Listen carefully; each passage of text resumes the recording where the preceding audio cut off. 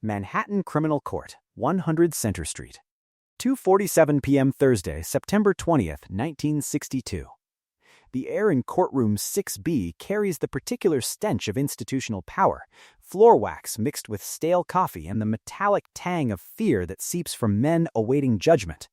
Outside, autumn rain hammers against the tall windows, casting gray shadows across oak-paneled walls that have witnessed decades of systematic brutality disguised as justice. Ellsworth Bumpy Johnson stands motionless at the defense table, his charcoal suit pressed to perfection, hands folded like a man attending Sunday service rather than a bail hearing that could determine whether he spends the next year in a cage or walking free through Harlem's streets. No jewelry, no flash, just the quiet precision of a man who understands that real power whispers. Judge Theodore Whitman presides from his elevated bench, a man whose reputation rests on two pillars: absolute adherence to law and order, and an open contempt for what he calls the criminal element polluting our neighborhoods. At 61, Whitman has denied bail to more black defendants than any judge in Manhattan's history. His silver hair is slicked back with military precision, his black robes immaculate, his expression suggesting he made his decision before the bailiff finished reading the charges. The prosecutor has finished his performance, 20 minutes about public safety and flight risk, and the defendant's extensive criminal history. Bumpy's attorney offers tepid defense about community ties and passport surrender. Judge Whitman listens to neither. He's already writing, fountain pen scratching across paper with the sound of a man signing a death warrant. 2:51 p.m. bail is denied, Whitman announces without looking up. The defendant will be remanded to custody pending trial. He pauses, finally lifting his eyes to meet Bumpy's across the courtroom. What happens next will be debated in legal circles and Harlem barbershops for decades. Whitman smiles. Not professional courtesy. This is satisfaction. Personal. Vindictive. Mr. Johnson, I've waited years to see you in my courtroom. You will die in prison. Not because of these charges, but because men like you always do. Animals belong in cages. The word hangs in the air like a slur. The courtroom goes silent. Even the radiator stops hissing. Bumpy Johnson rises slowly from his chair. Two court officers move toward him, hands instinctively moving to their belts, but Bumpy makes no aggressive motion. He simply buttons his suit jacket with the careful deliberation of a man preparing for an important meeting. "Your Honor," Bumpy says, his voice carrying that particular Harlem cadence that can shift from velvet to razor blade in a single syllable, "May I approach the bench?" Whitman frowns. Protocol dictates refusal. But curiosity, that fatal human weakness, makes him nod. Briefly. 2:53 p.m., Bumpy walks forward, leather shoes clicking against marble with metronomic precision. When he reaches the bench, he leans close enough that only Whitman can hear. The conversation lasts exactly 14 seconds. No one else in that courtroom hears what Bumpy Johnson whispers. But they all see what happens next. Judge Theodore Whitman goes white. Not pale. White. The color of sun-bleached bone. His mouth opens. His hand flies to his throat. Then, with the entire courtroom watching in frozen horror, the Honorable Judge Theodore Whitman vomits across his own bench, violent, convulsive retching that splatters across his gavel, his papers, and the seal of the state of New York. 72 hours later, Whitman would resign from the bench, citing health concerns. The secret Bumpy whispered? That stayed buried for 40 years. The story of what Bumpy Johnson knew about Theodore Whitman is a warning that the legal system tried to erase from every record. If you enjoy these investigations into the hidden machinery of power and consequence, you can support this work by buying me a coffee using the link in the description. Your support keeps these deep dives possible. Now, let's go back to September 17th, 1962. By 1962, Judge Theodore Whitman had transformed Manhattan's criminal court into a precision instrument of systematic punishment. Yale Law School, class of 1928. Appointed to the bench in 1951 with a mandate to restore order to what politicians called deteriorating neighborhoods, his record spoke with brutal clarity. Average sentence for drug possession in his courtroom was 14 years. The city average was 4. When defendants carried Harlem addresses, those numbers climbed higher still. Whitman denied bail to more black defendants than any judge in Manhattan's history. His sentencing patterns revealed mathematical precision in their bias. White defendants from Midtown received probation and lectures about second chances. Black men from above 96th Street received chains and transportation to Sing Sing. In 12 years on the bench, he had perfected the art of legal lynching, delivering destruction with the calm authority of a man discussing weather. His personal life gleamed with post-war respectability. Married 26 years to Margaret Kensington Whitman, daughter of old banking money. 2 sons hidden away at Connecticut prep schools that specialized in producing the next generation of American power. The family occupied a Park Avenue co-op with uniformed doormen and an unspoken understanding that nothing north of 96th Street truly mattered. Every Thursday, Whitman lunched at the Union Club on East 69th Street, where judges and bankers discussed the city's criminal element over prime rib and bourbon. But every fortress has its sewer line. Whitman's ran straight to an unmarked brownstone on the Lower East Side, where he traded his judicial robes for the anonymity of cash transactions and false names. The establishment operated with military precision, no records, no questions, absolute discretion. The girls inside ranged from 15 to 17, too young to fight back, too poor to escape, too terrified to speak. Whitman preferred room 237 on the 3rd floor, where he paid $300 for encounters that would have destroyed his reputation and ended his career. He believed his power made him invisible. He was wrong. Ellsworth Johnson had been building files on corrupt officials since 1930, collecting information with the patience of a man who understood that leverage was more valuable than immediate satisfaction. Judges, prosecutors, cops, anyone who used the system as a weapon against Harlem earned a place in his mental filing cabinet. He documented patterns, traced connections, remembered faces. Information was armor. Information was power. Whitman entered Johnson's orbit through his sentencing statistics long before their courtroom encounter. The numbers were too consistent to ignore, too brutal to forgive. But Johnson moved with precision, not passion. He waited for the right moment, the perfect catalyst. That moment arrived on September 12th. Marcus Williams, 23 years old, father of 2, stood before Whitman facing marijuana possession charges. 3 joints discovered during a stop and frisk on 125th Street. No prior record. Steady employment. The prosecutor recommended probation.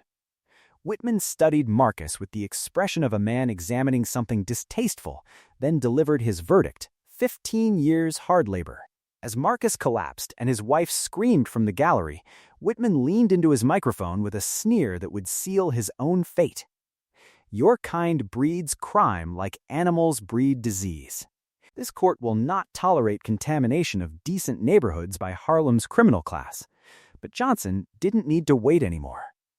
On September 17th, a terrified young woman walked into the Cotton Club with information that would turn Theodore Whitman's perfect life into ash. Maria Santos was 17 years old when she learned that survival required calculations most girls her age never made.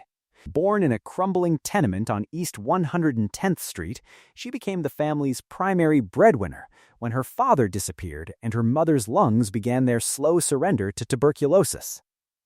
By September 1962, the arithmetic was brutal. Rent, medicine, food. Something had to be sold. Maria chose herself over watching her mother die in a charity ward. The establishment at 247 Rivington Street called itself the Gentlemen's Club, though nothing about it suggested gentlemen. Behind heavy velvet curtains and brass fixtures, it operated as Manhattan's most discreet brothel, catering exclusively to judges, prosecutors, and corporate lawyers who paid premium rates for youth and absolute silence. The Madam, Constance Duval, maintained rigid standards, no street drugs, no visible violence, and complete amnesia about who walked through those doors. Girls like Maria were inventory, not people.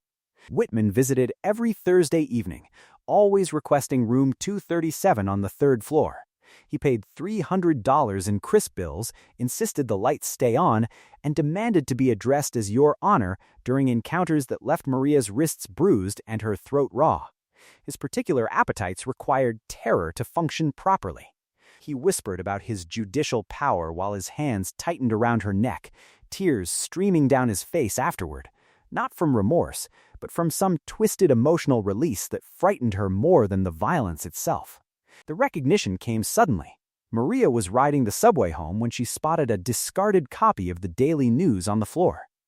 Judge Theodore Whitman's photograph stared back at her from the front page, gavel raised in righteous authority, caption praising his latest crackdown on urban criminals.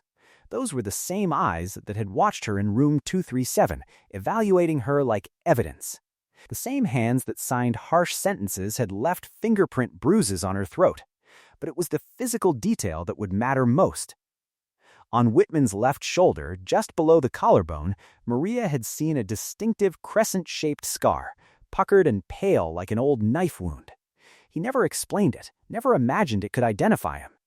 In the darkness of room 237, that scar became his signature. On September 17th, Maria walked into the Cotton Club carrying that newspaper clipping and 8 months of systematic brutalization. In Bumpy Johnson's private office above the main floor, she described dates, times, specific requests, payment methods, the scar's exact location and appearance, Whitman's ritualistic behavior and violent patterns. No hysteria, just facts delivered with the precision of a survivor who understood that emotion was luxury she couldn't afford. Johnson listened without interruption, his face revealing nothing. When Maria finished, he asked 3 questions: exact dates, exact amounts, any witnesses. Then he sent her home with $200 and instructions to speak to nobody. Johnson never moved on single-source testimony. Within 48 hours, he had assigned 3 trusted associates to independent verification. Vincent Morrison surveilled the Rivington Street establishment, documenting entry and exit patterns. James Thompson bribed hotel clerks for payment records showing cash transactions matching Maria's timeline. Dorothy Hayes interviewed other girls through intermediaries, confirming Whitman's identity and methods. The evidence arrived methodically. Surveillance photographs of Whitman entering 247 Rivington Street, hat pulled low, checking his watch nervously. Financial records showing regular cash withdrawals corresponding to Maria's dates. Witness testimony from 2 other girls describing identical violent patterns and the distinctive shoulder scar. When Bumpy Johnson saw the photographs spread across his desk, he didn't react with rage. He simply asked one question: when is my bail hearing? The answer would determine how Judge Whitman's world would end. Control, for Bumpy Johnson, was never about avoiding arrest. It was about choosing the battlefield, the timing, and the opponent. After Maria Santos's testimony crystallized into actionable intelligence, Bumpy made a calculation most men in his position would have called insane. He chose to walk directly into the system designed to cage him. On September 18th, he orchestrated his own downfall with surgical precision. Certain shipments moving through Harlem were left deliberately exposed, their routes predictable to ambitious detectives. A numbers runner grew careless with coded language on tapped phones. A stash house whose location accidentally reached Detective Frank Sullivan of the 28th Precinct, a man who owed Johnson 3 favors dating back to 1958 and hungered for headlines that would advance his career. Under floorboards Johnson knew they would search, Sullivan's team found precisely what was intended: narcotics, cash, ledgers, real contraband, but expendable inventory. Evidence convincing enough for newspaper photographers and police reports, while leaving his core operation untouched. By afternoon, the headlines screamed exactly what Johnson wanted: Harlem crime boss nabbed in major raid. Inside the courthouse, Johnson's network moved with quiet efficiency. A clerk in judicial assignments owed him favors. A court stenographer owed him more. Through them, he learned what mattered most: Judge Theodore Whitman would preside over Thursday bail hearings in criminal court. Part B. The same man Maria Santos had described with terrified precision. This alignment was not coincidence, but careful calculation. Johnson had chosen charges serious enough to require Whitman's harsh reputation, high profile enough to justify assigning Manhattan's toughest jurist. Before the hearing, Johnson extended something Whitman did not deserve: mercy. Through Samuel Green, a respected Harlem attorney with courthouse connections, he sent a message, not a threat, just professional courtesy. There were rumors, Green explained, of certain judges frequenting certain establishments downtown. Perhaps, for appearance's sake, it might be prudent to recuse himself from a case involving a defendant with extensive contacts in those same neighborhoods. No names, no accusations, just an opportunity to walk away with dignity intact. The answer came within 24 hours. Whitman refused. He saw Johnson's arrest as opportunity, not warning. For 12 years, he had inflicted systematic humiliation on nameless Harlem defendants. Now he had a crown to nail to his courtroom wall, a chance to demonstrate that even street royalty answered to his gavel. In conversations with colleagues, he called it showing these people that no amount of criminal power challenges judicial authority. Arrogance blinded him to the possibility that the man in chains held the sharper weapon. In his cell at the Tombs, Johnson prepared with monastic focus. No notes, no files, nothing that could be seized. He memorized Maria's testimony like scripture: room 237, Thursday evenings, $300 cash, crescent-shaped scar on the left shoulder. He rehearsed the 14-second speech until each word carried maximum impact with surgical precision. Every syllable would land like a blade finding arteries. This wasn't revenge. Johnson understood revenge was sloppy, temporary, hollow. What he cultivated was cold justice. Whitman wasn't merely a harsh judge but a systematic predator who destroyed black families by day while brutalizing children by night. The law protected men like Whitman because they wore robes and spoke Latin. True accountability required bypassing official channels entirely. Johnson wasn't preparing a defense. He was preparing an execution using truth as the weapon. On September 20th, when Bumpy Johnson walked into courtroom 6B, he carried no documents. The 14 seconds he would spend at Judge Whitman's bench would be enough to destroy a man completely. Courtroom 6B carried the particular stench of predetermined justice, stale air mixed with the metallic taste of institutional power. When they brought Bumpy Johnson in, chains clinking against worn marble, the atmosphere shifted. Prosecutors straightened papers. Reporters leaned forward. This wasn't another nameless defendant from Harlem. This was a reckoning 12 years in the making. Assistant District Attorney Robert Harrison treated the bail hearing like a capital case, spending 20 minutes constructing Johnson's portrait as urban menace.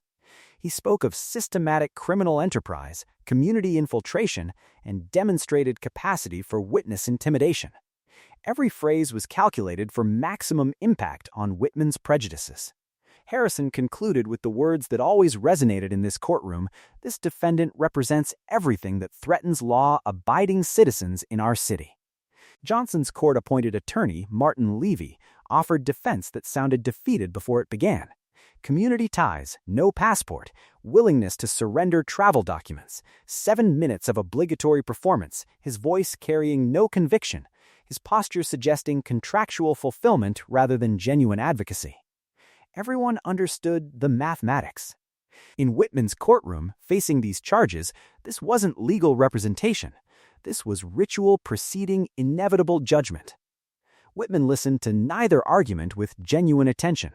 His fountain pen scratched notes unrelated to bail considerations while Harrison spoke. When Levy concluded, Whitman barely acknowledged the words. The verdict had been written before the gavel fell. His contempt radiated like physical weight, pressing down on the defense table with the accumulated force of 12 years, dispensing systematic punishment to men who looked like Johnson. At 2:51 p.m., Whitman delivered his ruling without hesitation. Bail is denied. The defendant will be remanded to custody pending trial. He paused, savoring the moment, then lifted his eyes to meet Johnson's across the courtroom. What followed transcended judicial temperament. This was personal vindication. The smile crossing Whitman's face carried naked satisfaction, the expression of a man who believed he had finally caged something dangerous. Mr. Johnson, I've waited years to see you in my courtroom. You will die in prison. Not because of these charges, but because men like you always do. The pause stretched like a held breath. Animals belong in cages. The word hung in the air like a physical presence. Johnson rose slowly, buttoning his suit jacket with deliberate precision.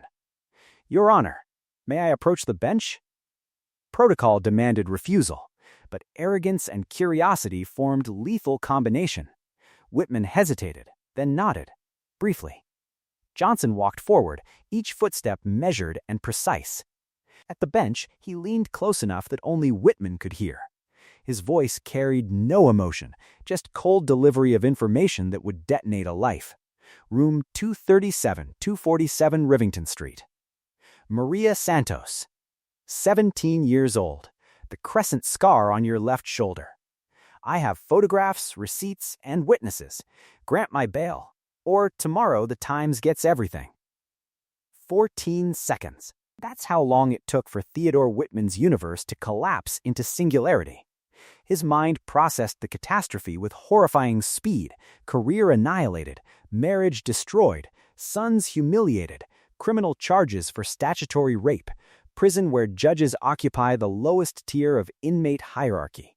The specificity of the scar, known only to intimate partners, eliminated any possibility of denial. The vomiting began as biological inevitability. His body rejected reality before his mind could process it.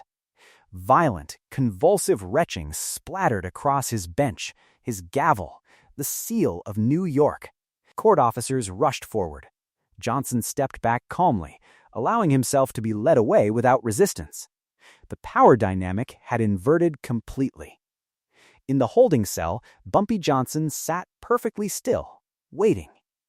That evening, a clerk appeared with revised paperwork. Bail was granted. But the real question remained: what would Judge Theodore Whitman do next? September 21st arrived gray and merciless, rain hammering courthouse windows like verdict announcements no appeal could overturn. Judge Theodore Whitman's chambers remained dark, his nameplate suddenly conspicuous in its abandonment. Court administrators scrambled to redistribute his docket while a bewildered substitute judge processed revised bail paperwork for one Ellsworth Johnson. Official explanations cited acute illness requiring immediate medical attention. The whispered reality circulating through courthouse corridors carried darker implications. Behind closed doors on the 8th floor, Whitman sat across from Chief Administrative Judge Lawrence Pemberton in a conversation that lasted exactly 12 minutes. No stenographer recorded their exchange. No clerk documented what passed between them. But courthouse staff observed Whitman emerging with the gray pallor of a man whose skeleton had been systematically removed. Pemberton's expression revealed nothing, though he immediately scheduled an emergency judicial review board meeting. The mathematics were brutal. Allegations involving underage girls and unlicensed establishments could not become headlines. The system protected itself first. Individuals never. September 23rd brought official announcement through carefully sanitized press release. Judge Theodore Whitman was resigning from the bench effective immediately, citing unspecified health concerns requiring extended treatment. 3 sentences buried on page 11 of the Times. No farewell ceremony. No colleagues offering public tributes. Just institutional erasure disguised as medical necessity. Personal destruction proceeded with terrifying efficiency. Margaret Kensington Whitman filed separation papers within 72 hours, citing irreconcilable differences while her family's private investigators delivered briefings about room 237 at the Riverside Hotel. By week's end, moving trucks evacuated the Park Avenue Co-op. She retreated with both sons to the family estate in Greenwich, where old money insulated against scandal through geographic distance and social amnesia. The boys were withdrawn from prep school under personal circumstances, though classmates already repeated rumors their parents pretended not to believe. Financial ruin followed with bureaucratic precision. Anonymous donations began appearing in mailboxes across Harlem, the widow whose husband Whitman sentenced to 20 years for street robbery, the mother of Marcus Williams. Families whose sons disappeared into prison on first offenses. Each payment traced back to accounts discreetly linked to Whitman's holdings. Properties were mortgaged, then quietly liquidated below market value. The Hamptons house, stock portfolios, everything converted to cash that vanished into restitution he never authorized but couldn't prevent. Someone with access to his financial infrastructure was systematically dismantling economic foundation, leaving bare subsistence while ensuring permanent descent from privilege. Social isolation closed like prison walls. The Union Club revoked membership via courier letter, citing violation of conduct bylaws. Former judicial colleagues crossed streets to avoid contact. Dinner invitations ceased. Phone calls went unreturned. Manhattan's legal community operated on reputation and rumor, and whispers about Whitman's resignation spread through courthouse corridors with viral efficiency. Nobody knew specifics, but everyone understood catastrophic failure had occurred. In elite circles, proximity to scandal carried contagion risk. While Whitman's world collapsed, Maria Santos boarded westbound transportation to California relatives who suddenly received funds for medical bills and education expenses. Johnson arranged everything through intermediaries, safe passage, clean documentation, legitimate future far from Rivington Street establishments. This wasn't payment for testimony. This was liberation from systematic exploitation, justice balanced against destruction. Johnson understood the distinction perfectly. Death was mercy Whitman didn't deserve. Living with knowledge of exposure, stripped of protective robes, watched by a city that now whispered his secrets, that was true sentence. 6 months later, Theodore Whitman lived alone in a Queens boarding house. Then, he received one final package from Harlem. The package arrived on March 14, 1963, delivered to the Queens boarding house where Theodore Whitman occupied a third-floor room that reeked of mildew and boiled cabbage. No return address marked the brown paper wrapping, just his name written in careful block letters. Inside, arranged with methodical precision, lay every photograph, every receipt, every piece of evidence that could have destroyed him publicly.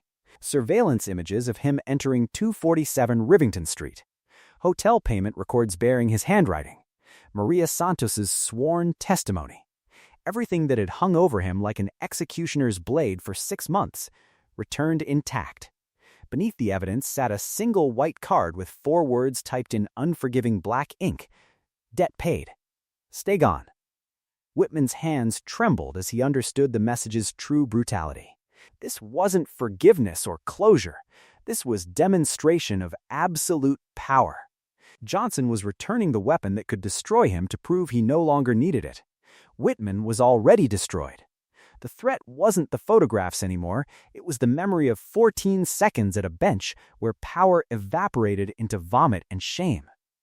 By giving back the evidence, Johnson showed that Whitman's exile was permanent, enforced not by blackmail but by psychological precision that made continuing the threat unnecessary. The transformation from respected state criminal court judge to broken man living in obscurity measured more than geographic distance. Whitman's days were spent in a Newark warehouse, wearing coveralls instead of robes, answering to foremen who would have trembled before his gavel. Nights brought him back to that cramped room with peeling wallpaper, jumping at unexpected sounds, avoiding mirrors, terrified that someone might recognize him and whispers would begin again. He had become a ghost haunting the margins of the world he once ruled from an elevated bench. Across Manhattan's legal system, the institutional memory absorbed lessons without official documentation. Judges reviewing sentencing guidelines for Harlem defendants discovered sudden, unexplained inclinations toward leniency. Prosecutors reconsidered aggressive charges on minor infractions.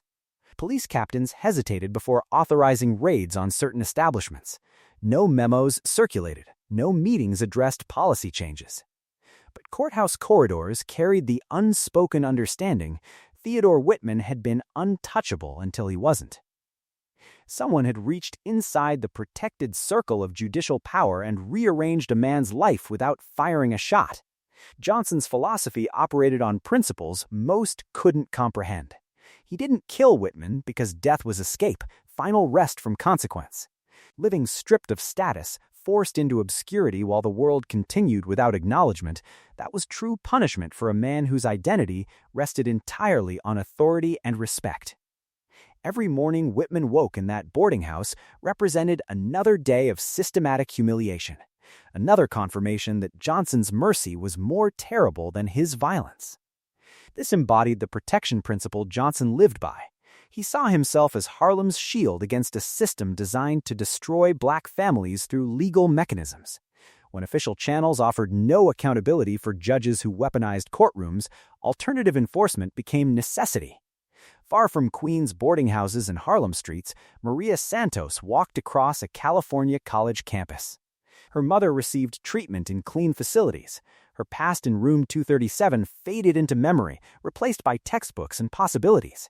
This quiet liberation was the only victory that truly mattered. Justice isn't always found in a courtroom. Sometimes it's whispered at a bench by a man who refuses to bow. And sometimes, that's enough.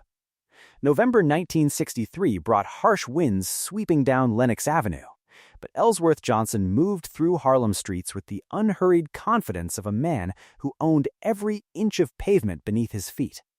The annual Thanksgiving turkey distribution proceeded with military precision, trucks positioned on 125th Street, frozen birds handed to families who understood hunger as permanent condition rather than seasonal inconvenience. Children called his name from stoops. Elderly women nodded respect from windows. Shopkeepers stepped outside to grip his hand with reverence reserved for men who delivered promises instead of empty speeches. In barbershops, pool halls, and church basements, the story of Judge Whitman's collapse had mutated into urban folklore. Each retelling added elaborate flourishes. Some versions claimed Johnson recited the judge's sins in biblical verse. Others insisted he revealed photographs of buried bodies. A few suggested supernatural curses that made powerful white men vomit their guilt. The truth, 14 seconds of precise, devastating information, was simpler and more terrifying than any myth. But the stories served essential purpose, reinforcing the idea that power didn't exclusively reside in downtown courtrooms. Sometimes authority lived uptown, wore charcoal suits, and spoke only when silence became more dangerous than words. The fundamental lesson embedded in those 14 seconds resonated through Manhattan's legal system with seismic force. True power wasn't the gavel, the robe, or the elevated bench. True power was knowing what the man holding the gavel feared most, then demonstrating willingness to expose that fear without hesitation or mercy. Judges who once spoke about Harlem defendants with casual contempt now chose words with surgical precision. Prosecutors who built careers on maximum penalties for minor infractions began considering pleas they previously dismissed as weakness. The hierarchy had shifted by degrees no statute could measure. This reality carried profound significance in 1962 America, deep within civil rights struggle when official justice was systematically denied to Black Americans through legal mechanisms disguised as neutral law application. While marchers filled southern streets demanding equality, northern cities practiced quieter forms of control. Courtrooms like Whitman's became factories converting poverty into prison labor, each sentence another brick in walls designed to contain Harlem's ambition. When formal institutions chose to shield predators rather than pursue justice, alternative accountability became inevitable necessity. Johnson embodied moral complexity that defied simple categorization. He wasn't a hero. Heroes pursued clean victories and happy endings. His empire was built on numbers running, narcotics distribution, violence when violence served purpose. But within fundamentally broken systems that offered no legitimate recourse for systematic abuse, he enforced consequences that official channels would never provide. He destroyed a predator who used judicial authority to abuse children. This wasn't righteousness. This was pragmatic balance operating outside channels proven corrupt. Far from Harlem streets, Maria Santos attended California college classes, her past in room 237 replaced by textbooks and possibilities. That quiet liberation represented the only victory that truly mattered. Late afternoon found Johnson in his regular barbershop chair on 125th Street, fedora pulled low, newspaper folded while clippers buzzed around him. No celebration marked his triumph over Whitman. No speeches about justice or revenge. Just a quiet man who had filed a case, argued it in silence, and won a verdict the city would never officially acknowledge, but would never forget.